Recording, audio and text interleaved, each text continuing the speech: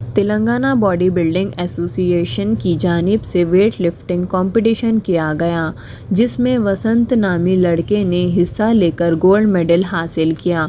वसंत बंजारे hills road number 12 के front power gym में gym करता है। जिम के कोच जनाब मुस्तफ़ा और मालिक जनाब मुनीर ने वसंत की हिम्मत अफजाई की और वसंत को कंपटीशन में भेजा। Bureau report AHN news.